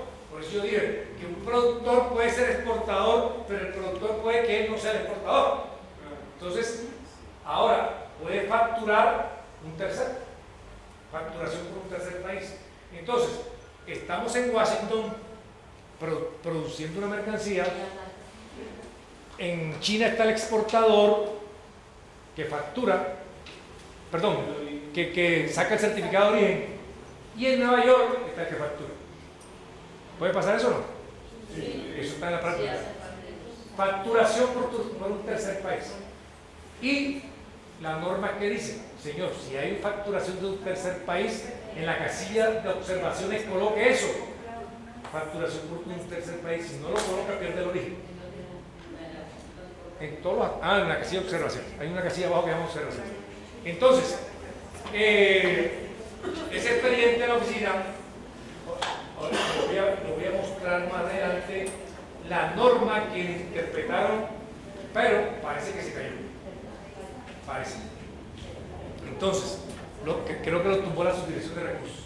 Nosotros sacamos el REA proponiendo la liquidación oficial desconociendo el origen. Porque hay un artículo ahí que dice, el artículo dice que la certificación de origen debe ser expedida en las partes. ¿Sí? Perdón, por las partes, no en las partes, no, por las partes. Y aquí el que está expidiendo es uno que no es parte. ¿Sí? Entonces, la subdirección nos mandó el caso, pero cometió un pequeño error en la subdirección y lo están alegando en los recursos. Y parece que nos dijeron ayer que la subdirección de recursos lo había tumbado porque no hicieron verificación de origen, solamente desconocieron el certificado de origen, pero no hubo verificación. Les está cayendo por ahí. Creo que hoy nos mandan la resolución de la jurídica y en la próxima clase se la comento ya que ya esté escrito. Bueno, vamos a seguir.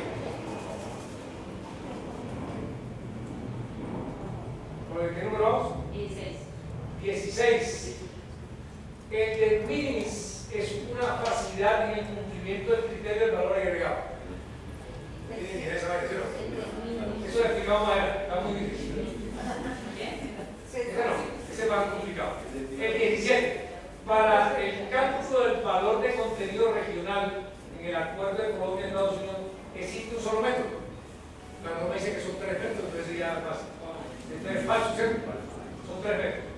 El criterio de calificación de origen de requisitos técnicos es una exigencia de realización de procesos productivos, sí. Ya la cosa está más técnica ahora. Es verdadero. Tanto la lista de grabación arancelaria como la regla de origen se encuentran negociadas en el sistema armonizado del 2002 y estas todavía no han sido actualizadas al sistema armonizado del año 2012. Pero la certificación se debe llenar usando el 2012.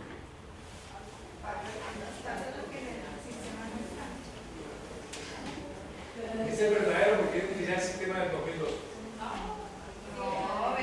Bueno. ¿Estaba fácil o no? No.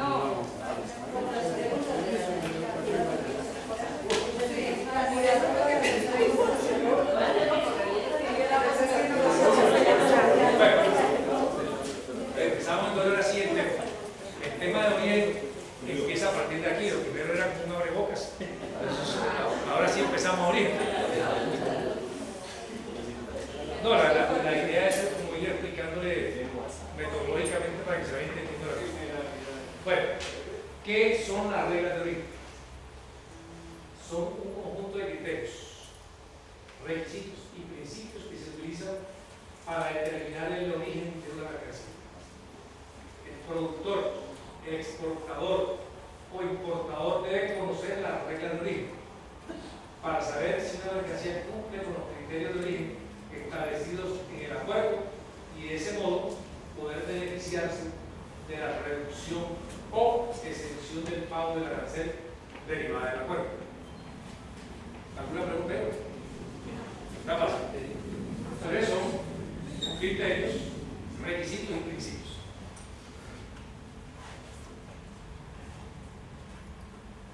¿Qué es el origen de una mercancía?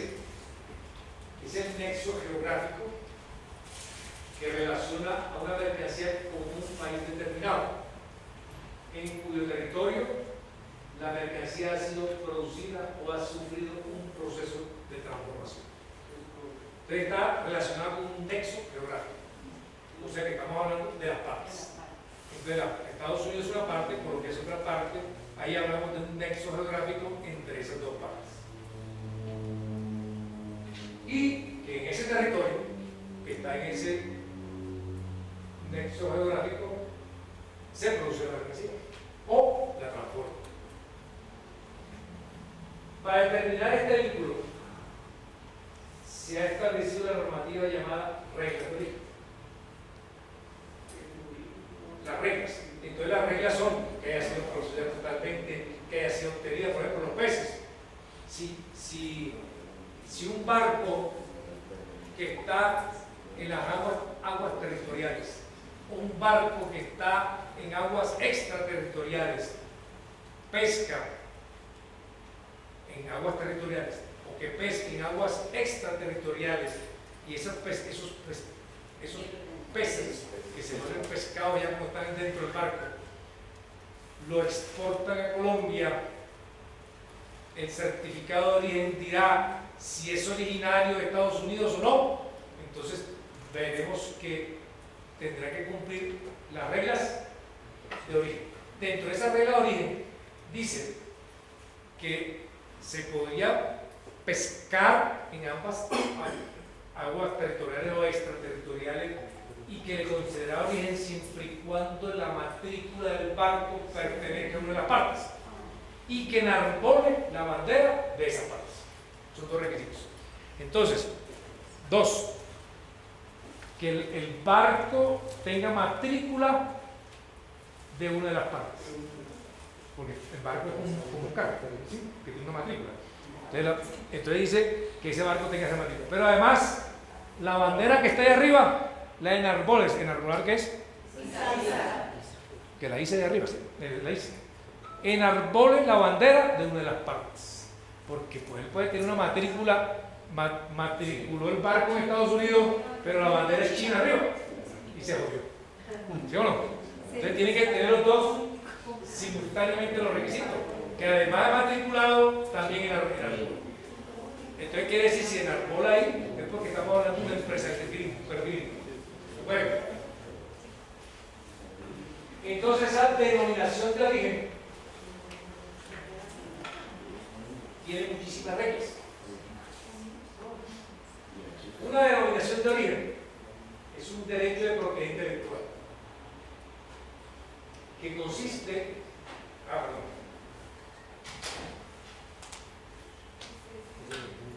perdón, se me olvidó esa última frase.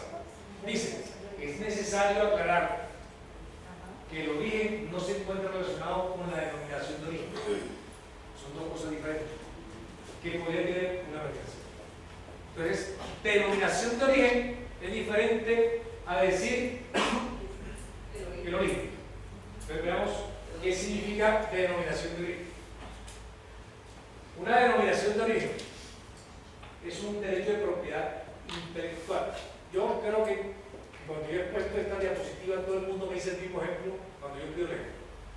Una denominación de origen es un derecho de propiedad intelectual que consiste en una indicación geográfica constituida por la denominación de un país, de una región o de un lugar determinado. utilizada para designar un producto originario de ellos y cuya calidad, reputación u otras características se deban exclusiva o esencialmente al medio geográfico en el cual se produce, incluidos los factores naturales y humanos. Está clarísimo, Carlos, ¿sí o no?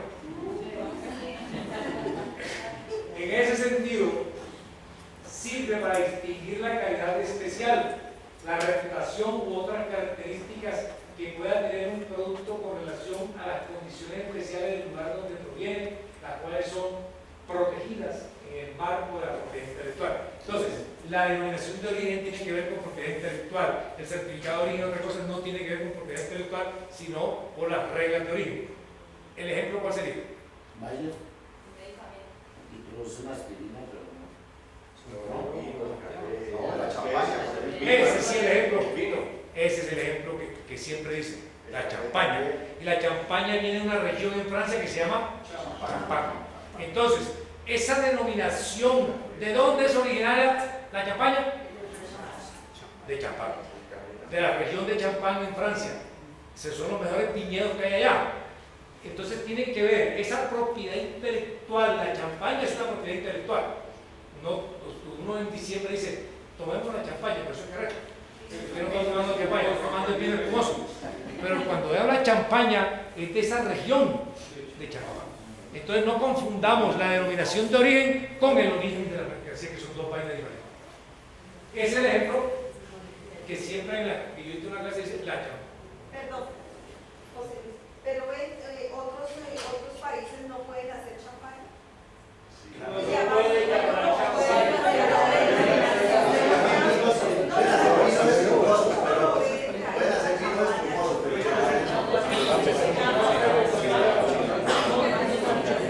Producen vino espumoso, pero la denominación de champán es esa región.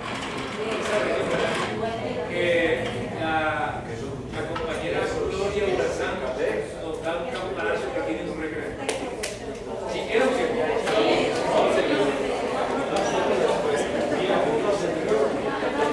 Espere, compañero, no se vayan, espere un momentico, porque si no, ahorita caemos algunos en la batalla del refrigerio, cae alguna gente. Entonces, yo quiero hacer unas observaciones porque es que me parece complicado esto. Miren, hoy hay inscritos 80 personas, aquí estamos 50. Sí, 50. Hay dos personas que tienen cosa médica, que me informaron que una tiene una incapacidad y otra está en el médico ahorita. Entonces yo les pido el favor que si se inscriben, por favor díganle a la gente que asista a las capacitaciones, porque tenemos problemas con eso. La vez pasada, en el tema de arancel, el profesor, en la primera capacitación, hizo unas recomendaciones, unas cosas, trajo unos materiales, y cuando llegamos a la segunda, nadie trajo el material, o muy poca gente lo trajimos, ¿sí? Pero además de eso, los que vinieron en la primera no vinieron a la segunda. Lo otro, la gente llega aquí y está aquí, sale al refrigerio y después tenemos la mitad de las personas. Entonces, nosotros, compañeros, somos una organización seria. Nosotros no somos las organizaciones que sacamos permiso para que la gente mame gallo. Nosotros, si sacamos permiso, es para que la gente aprenda y pase el concurso, que es un objetivo que tenemos. ¿Sí? Entonces, yo les pido el favor que quien esté aquí esté todo el tiempo. ¿Por qué? Porque es que es un beneficio para todos nosotros, compañeros. Este es el concurso. Y aquí tenemos que pelear el concurso codo a codo. Esto no va a ser una cosa gratuita. Esto va a ser, son 1.500 vacantes que van a haber. ¿Sí? Las posibilidades no van a ser muchas porque la DIAN no quiso sacar los 4.000 concursos. ¿Sí? Entonces, y además porque presiones sindicales también para que no saque todos los concursos, solo sacaron para sacar 1.500. Y si nosotros no estamos bien preparados, nos van a ganar. ¿Sí? Ahora, yo creo, compañeros, que nosotros también tenemos que dar ejemplo de una ética como organización. Nosotros no somos una organización que vive de tramitar permisos sindicales, como pasa aquí en la entidad. Porque eso afecta al sindicalismo, afecta a nuestra organización y afecta a nuestra reputación como sindicalistas. Nosotros necesitamos precisamente ganar un respeto dentro de la administración y ese respeto solo lo ganamos si nosotros hacemos unos compromisos reales. ¿Sí? Porque a nosotros nos ha pasado, incluso gente nuestra de la junta directiva se ha ido porque en otros sindicatos les da permiso todo el día. ¿Cómo? Y entonces uno se los encuentra por la calle, va allá tomando cerveza, y lo llama, Tulio, venga, no sé qué. Compañero, no es así. O sea, nosotros estamos aquí en cosas serias. De hecho, por lo menos, y hemos invitado también a la gente. Por ejemplo, en este momento estamos desarrollando unas capacitaciones en el centro de Bogotá, o no capacitaciones, sino unas discusiones sobre la reforma tributaria. Todos los jueves, bueno, casi todos o algunos jueves, cada 15 días se están haciendo algunas capacitaciones de la actividad económica de amigos del país. Yo les comenté la vez pasada toda esta discusión que se presentó porque estuvo un senador uribista, y el senador, que lo presentaron al principio como un tipo supremamente progresista, mejor dicho, como lo mejor, y después se opuso a todo lo que es la reforma tributaria. Los ricos de este país no quieren pagar tributos, compañeros, no quieren pagar tributos. Entonces quieren que se mantengan las exenciones tributarias, ¿sí? Que son más de 7 billones de pesos las exenciones que ellos tienen. 7 billones de pesos quieren que se mantengan. Los hoteles, como lo dije la vez pasada, tienen 45 años de exenciones tributarias. Y ahí está una de las más grandes cadenas, que es Estelar, que es el señor Ardila Lule, ¿sí? Los negocios, compañeros, los hacen en los paraísos fiscales. La venta de Bavaria, cuando vendió Bavaria, que lo asesoró un amigo del colegio, ¿sí? Un amigo, pero egresado de la Universidad de los Andes, que se ganó una cantidad de plata con eso, lo hicieron en un paraíso fiscal, ¿sí? Y Sam Miller y Bavaria negociaron el paraíso fiscal y evadieron una cantidad de plata a Colombia, ¿sí? En el caso de todas las mineras, el precio del mineral sale, digamos, a $50. Llega y sale directo de aquí a Europa, si sale derechito, eso no tiene ninguna embargo con la mercancía, pero en papeles va al paraíso fiscal a $50 y de ahí sale a $100 hacia el mercado de destino. Ahí nos están evadiendo. Entonces, por eso, compañeros, nosotros, toda esta capacitación es para que entendamos estos procesos y tengamos claro que aquí en Movimiento Sindical tenemos que hacer una campaña para que las transnacionales paguen lo que tienen que pagar. Porque entonces, ¿qué sucede con las reformas tributarias? Que nos la achacan es a nosotros. Y entonces nos suben el IVA, que es lo más fácil. Y entonces dicen que los grandes evasores es toda la economía informal, ¿sí? Que es toda la economía, y entonces se le achacan eso. Claro que hay una evasión de la economía informal, no negamos eso, ¿sí? No negamos que muchas tiendas, muchos negocios pequeños evaden sus tributos, no lo negamos. Pero ahí no está el gran volumen de la evasión. El volumen de la evasión precisamente está en los precios de transferencia, ¿sí? En los manejos de los paraísos fiscales, en los Panama Papers, que son los grandes ricos colombianos.